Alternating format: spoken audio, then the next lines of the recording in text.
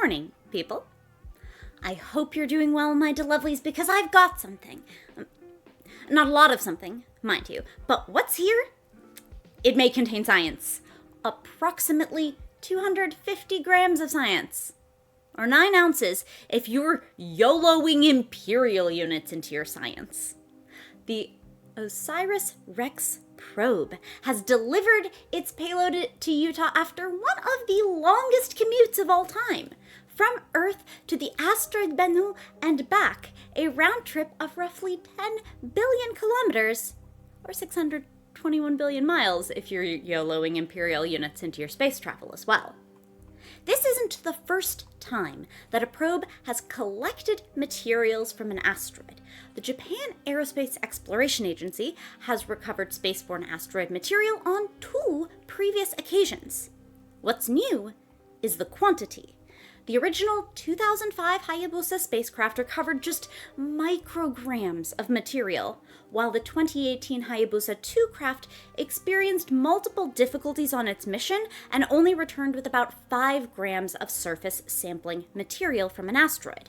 Now, don't get me wrong, we have done hella science off those 5 grams, but some types of experiments simply require more material.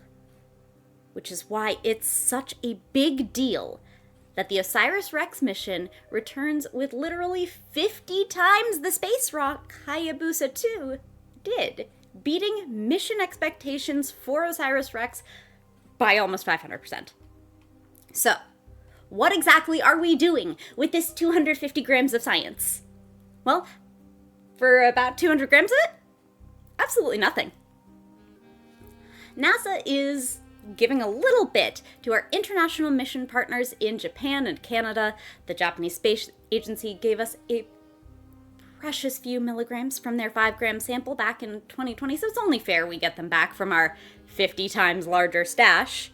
Then, 1/4 portion of the total science dust will be distributed to scientists for immediate study and experimental use, while the remainder is conserved for science in future generations. This 250-gram sample is the largest sample of space rock NASA has collected since the Apollo missions. We have kilos of moon stuff, and it still took botanists literal decades to persuade NASA to let them have 6 thimblefuls of those kilos to grow plants in.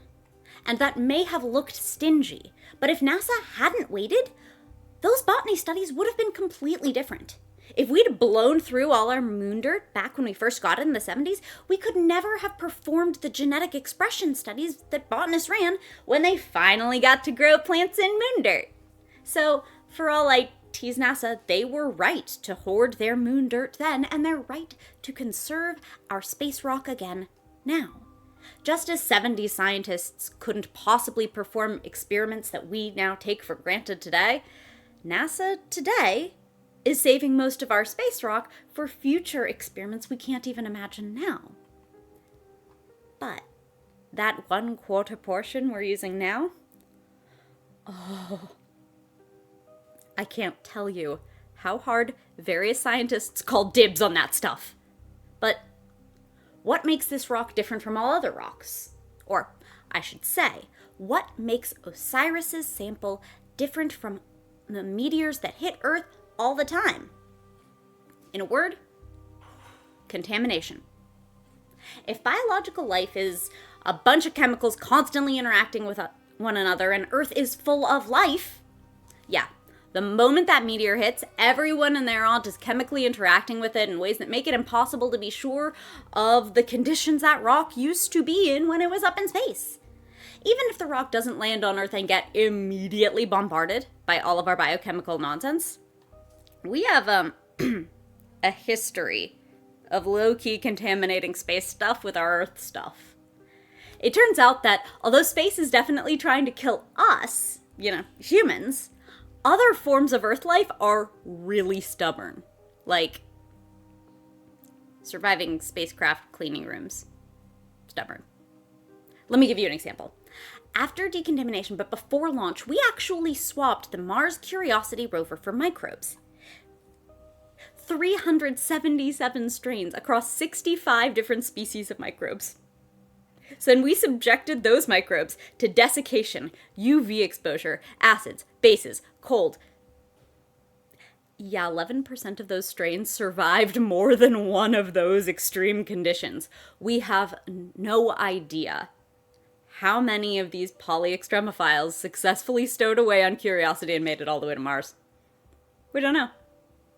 And one of the big questions that scientists hope to use this Bennu asteroid material to answer is whether asteroids contain water and organic materials, because that is a leading candidate hypothesis to explain the origins of life on Earth. And while, yes, I recognize the irony of the idea that the asteroid contaminated us and we're contaminating it right back, but it would still be really helpful if maybe this time we didn't do the funny.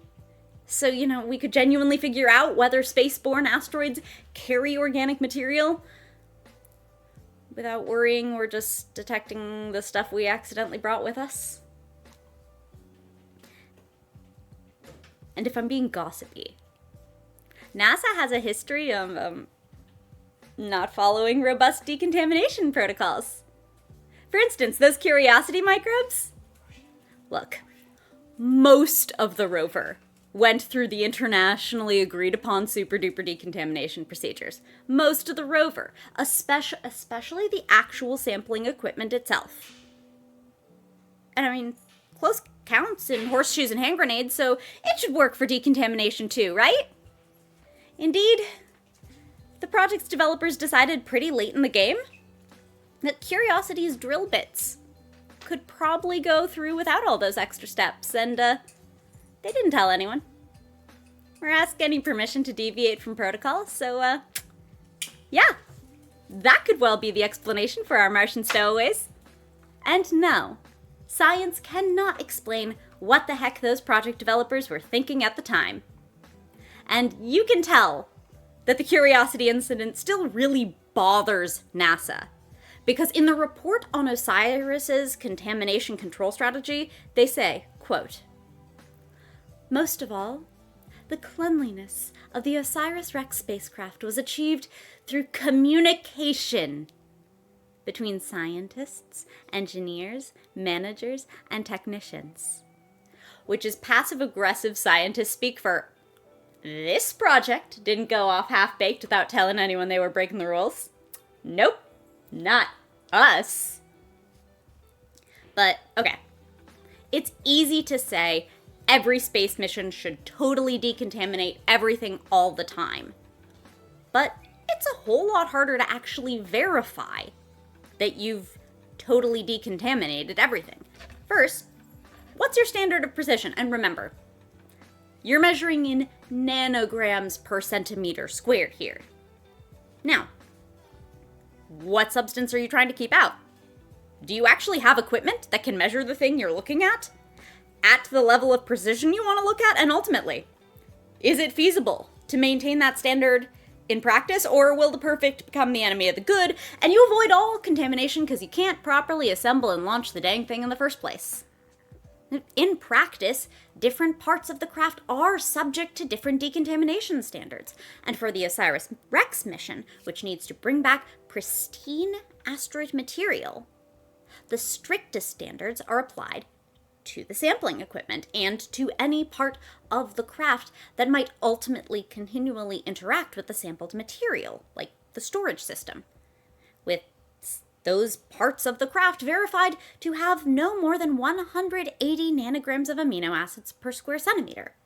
They also, this is really clever, account for Osiris's propellant to that same scale of decontamination. And the propellant in the Osiris spacecraft isn't organic itself, but it is a precursor to a whole class of organic substances called hydrazines. So a lot of thought went into keeping the propellant out of the way of the sampling equipment so it wouldn't react and potentially give our researchers the wrong idea.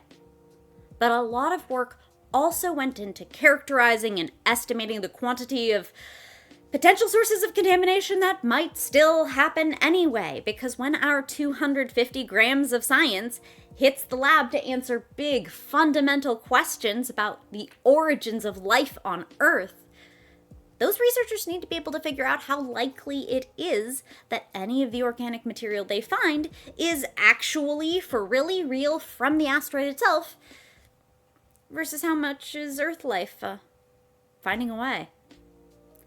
Indeed, the super sealed sample canister is being cracked open today, and those researchers are at work right now doing the science.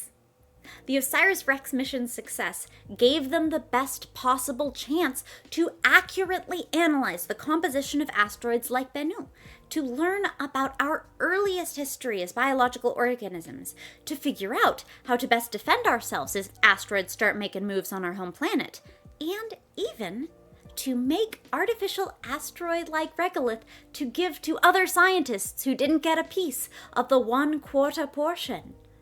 So I hope the botanists will be happy with artificial space rock dirt, because I guarantee you NASA is not going to let them grow plants in this 250 grams of science. And as for Osiris, our hard-working trucker didn't even land along with its payload. After passing by Earth to drop off its capsule, Osiris is getting a new designation, Osiris Apex, and is on its way back to another asteroid, Apophis. The spacecraft is expected to arrive in 2029, but this mission won't be a round trip. Once Osiris arrives, the satellite will settle into orbit around the asteroid, where it will collect data and enjoy a peaceful, scientifically productive retirement. Safe travels, Osiris.